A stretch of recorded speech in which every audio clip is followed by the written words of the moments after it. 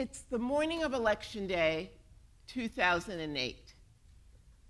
And when I say morning, I mean 4 a.m. The alarm goes off, and I wake up in a bed in a roadside motel in a sparsely populated part of North Carolina. I look over and I see my two friends, Robin and Steve, stirring in their beds as well. We have a half an hour to get ourselves together before a woman that we just met the day before comes to pick us up. She's going to leave us in 3 separate locations by ourselves in the dark. It's 4 a.m. It's time to start our adventure. So Laverne and I have been friends for over 30 years. We first met when we both started working at public television in New York. And our friendship is what brings us here today. The title of our talk is How to Affect Change with a Couple of Friends. And we want to talk to you about how friends working together can have a greater impact in the world to affect change that they believe in and at the same time have an adventure. On the face of it, we're really unlikely friends.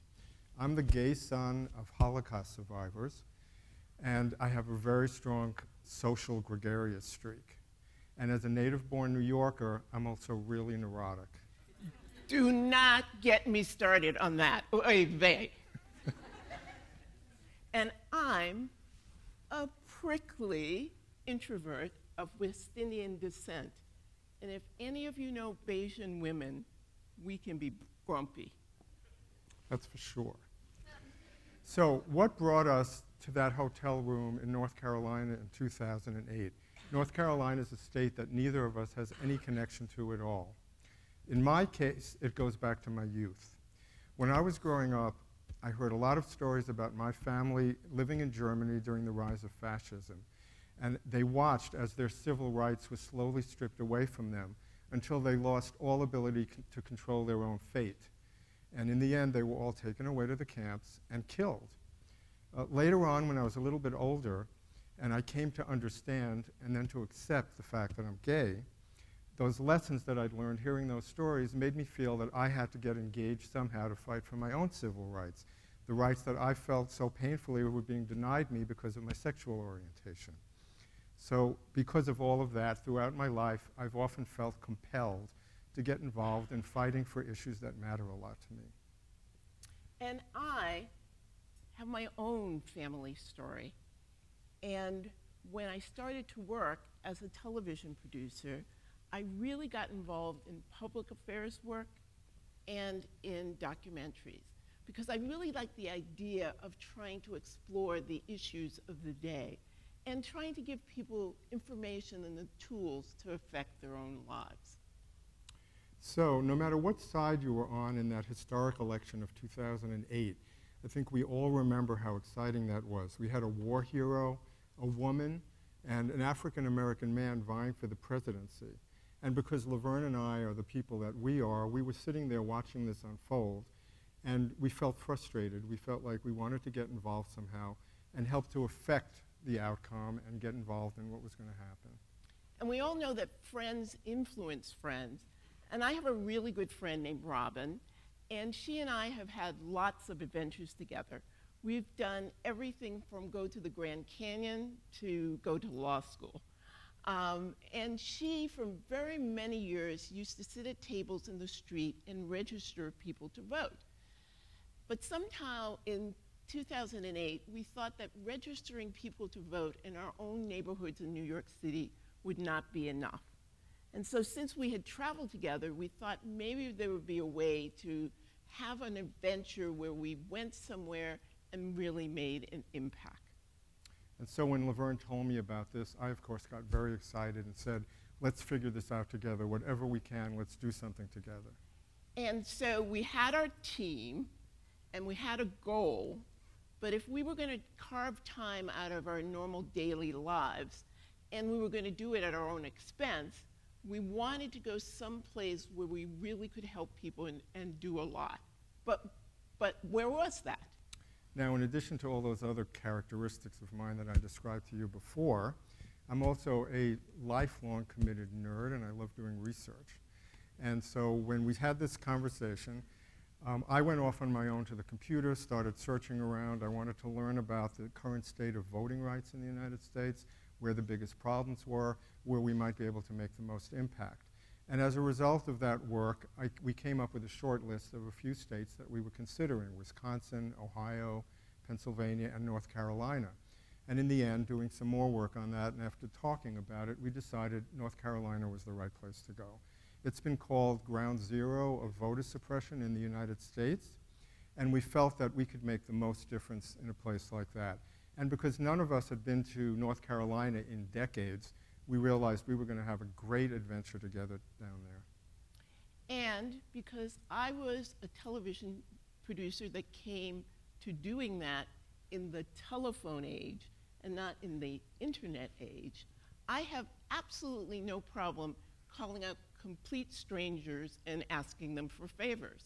So I built on Steve's research, and I called around to try and figure out where we could go and what it is we could do. And Robin, she was part of a political organization, so she helped us find people on the ground. And so by combining our various skills, we found a way to come up with a full plan, a destination, and we were on our way. Which brings us back to being dropped off in the dark on that election day.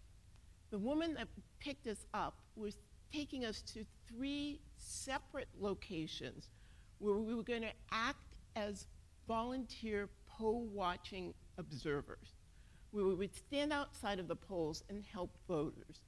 And it led to, for 10 years, going to states where we don't live, talking to people we don't know, and trying to help people do what they should be able to do without us. And here you can see a picture of us with Robin during the election. And here you see a picture of, Laverne just said, this is something people should be able to do without help from us. One image from one of the polls we worked out of the people lined up in North Carolina. These lines went on for hours and hours. So in 2008, when we were down there, we ended up being posted in a small town during early voting days in a town called Creedmoor. And we were posted at a precinct like this, where the lines were so long that we saw a lot of people giving up in frustration and going home and not voting. So we wanted to do something about that. And by chance, we had met the mayor of Creedmoor earlier in the morning, and he'd given us his contact information. So because we could reach him, we gave him a call, told him what was going on, and asked if we could do anything to help solve the problem. He came up with the idea of sending 2 of the town's school buses over to the precinct where we were. And we ended up loading a lot of these people who were stuck on this line onto those school buses, brought them to a nearby precinct where there were no lines at all, and everybody got in and out really quickly and got to vote. And we're sure just on that one day out of the week we were there, we ended up saving dozens of votes and making sure those people's ballots were counted. And Mayor Moss took us to his favorite barbecue place, where we had excellent North Carolina barbecue. So we had impact and fun all in the same day, and a shared memory that we have to this day. And because our experiences in North Carolina that year were so rich, when we left, we talked about the fact that we wanted to do something like this again. And in 2012, after doing some more research, we went down to Virginia, and we did it there. 2016, 2 years ago, we went back to North Carolina and worked in Fayetteville. And this year, because of everything that's going on in the country over the last 2 years, we've just decided for the first time we're going to go back to North Carolina for a midterm election, not a presidential election, and get involved there. But we don't want it to seem as if it's really always fun or really easy. It's not.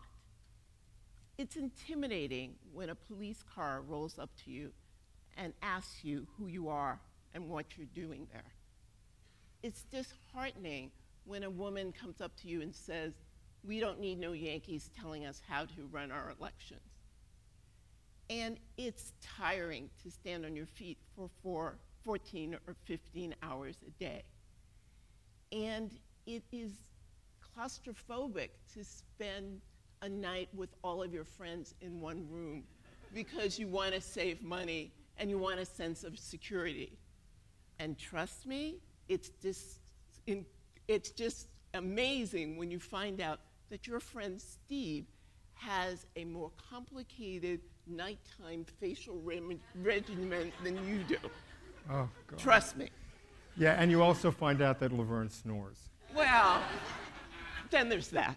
So, in 2016, when we decided to go back to North Carolina, we had another problem that we had to solve. We found out, unfortunately, that Robin wasn't going to be able to join us. So we realized, one, we didn't want to be alone with each other, but two, that it would just be more fun with some other people. So we had a new process to start. We had to proactively go out and talk to our friends and try to find other people to join us. And that began a string of really wonderful dinner parties where we brought people together. We shared pasta and chocolate cake and wine. We got to tell them about what we'd seen in the prior two elections and tell them about the challenges that we'd faced also. And once we went through that whole finding of friends, including two of Steve's friends who he brought to the table. Right, we actually ended up talking to over a dozen people. And out of that dozen, only two actually felt that they could take the time out of their busy lives and also spend the money to go down to North Carolina for a week and join us for that. So as Laverne was saying, one of those is an old friend of mine from South Africa. Her name is Claire, and she had just become an American citizen, and this, in 2016, was going to be her first US election. And she decided she wanted to do something like this. So she came down. The other was another old friend of mine, Trista, who made the decision on the spur of the moment. We were already on our way to North Carolina, and I sent out an email to friends telling people what we were doing. She had been searching for something to do, and when she read my email, she got so excited, she wrote me and said, "I'm coming, I'm joining you." And she actually jumped on a plane that day and flew down to North Carolina to meet us. Trista and Claire, Steve's friends. It sounds like I don't have any friends. That's what happens when you're grumpy all the time. Anyway, when we got this group together and figured out where we were going to go, we headed back to North Carolina, and we got situated in a place where we were able to help people like this. Excuse me, ma'am, did everything go okay? Were you able to vote? They sent me from 105th down over here, now I got to go over there. Me and two other black guys are the only guys that the DMV forgot to process. They sent me here. Now these people here tell me I cannot vote here. It's not here. This is not fair. So I don't know if you could all hear that, whether the volume was up high enough, but one of the big problems that we found in 2016, it's been written about a lot, is that just a couple of weeks before the election took place, the Board of Elections in North Carolina started shutting down polling places and moving precincts from places where they'd been before to other places. And this was done in a concerted effort to sow confusion and chaos among the voters and create problems on election day. So because I was there that day, and I had gotten the training I needed and also had been given phone numbers to get help, I was able to help this woman who had been shuttled around already. This was her third precinct that she had gone to. She kept going to places that she was told to go and told, no, you have to go someplace else. I was able to make a phone call to one of the main offices in North Carolina, find out where she needed to go, and I sent her off to the right precinct finally. And she called me afterwards to tell me that she'd actually been able to cast that ballot and her vote was counted that day. And because I was there at my polling place, that man who had tried to register through the DMV and they had lost his application, we were able to make sure that he voted by a provisional ballot. He was able to do an affidavit. I was able to follow up with that and make sure that his vote was counted. Everybody that we helped was really thankful, and they were really grateful. But before we make too much of ourselves, what I have to say is it's really satisfying to help people. It's really fun when your friends tease you unmercifully, because that's what friends do. And it's wonderful when you are able to strengthen that friendship through the work that you're doing and to make new friends. Remember that woman who said, we don't need no Yankees coming down telling us how to run our elections? Well, at the end of a 14-hour day, that woman invited me home to sleep in her guest room. So, it is really great to do all of these things, but at the end, you get the real icing on the cake. You get to help people. And now Claire and Trista are my friends. There they are. That's Claire and Trista with Laverne. So sometimes, and we felt this ourselves, you feel that you don't have, people don't feel that they have the skills they need to make a difference, to get involved. How can they help? People don't see it. But what we've learned from our experience is that if you actually sit down and you make an inventory of the skills you have and the experiences you've had, and also the passions that you have, the issues that really matter to you, you will realize that there's much more that you can do that you would have initially imagined. And the skills can just be anything. You know, maybe you're saying in your head, well, you're lawyers, you're from New York City, you're of a certain age, you know a lot of stuff. It doesn't really matter when you're sitting around your kitchen table with your friends and trying to fix for yourself an adventure that can actually help people. It can be anything. You can pick up trash along the side of the road. You can plant flowers at your church. You can drive somebody to the polls. Or if you're really good at making macaroni and cheese, you can do that and feed the homeless at Thanksgiving. Or me, any day. She does love macaroni and cheese. We just ate out today and she ordered it, so this is her thing. So our advice really from watching our friends over the last few years, especially these last couple of years, and when we look back retroactively of what we were just doing kind of naturally evolved, we've been finding as we listen to our friends that they're really frustrated. They're kind of looking for something to do. They want to make a difference right now, but they don't know what that is. And most people seem to wait. They're waiting to hear about something that draws them out. They're waiting for somebody to invite them. But when we look back at what we did, it was unconscious, we didn't know it. But we actually did that kind of list making, like what can we do, what do we care about, and how can we do this together and have an adventure? Who do we want to do it with? So our suggestion to people is that if you want to get involved and do something, sit down and start with an inventory, a personal inventory of 5 issues that really matter to you a lot. And then 5 skills that you have. And it could be, we're not talking about significant skills. If you have a car and you know how to drive, that's a skill, and you could drive people to vote at the polls on election day who otherwise might not be able to get there. And then finally, make a list of 5 friends you'd really love to have an adventure with, who you think would share your values, and get together and come up with an adventure of your own. Yes, just use those lists and find an adventure that you can do that can help others. And we wanted to end our talk by sharing a story that we only heard a few weeks ago for the first time. It's called the Starfish Parable, and maybe some of you have heard this before, but it was new to us. And the story goes like this. A man is walking along a beach, and he comes across a stretch that's covered with starfish. Thousands of starfish have been washed up on the beach by the sea. They're lying there dying. And he sees off on the side a little boy who's picking up starfish and throwing them in the water. And he goes over to this little boy and he says, "What are you doing?" And the boy says, "I'm saving the starfish."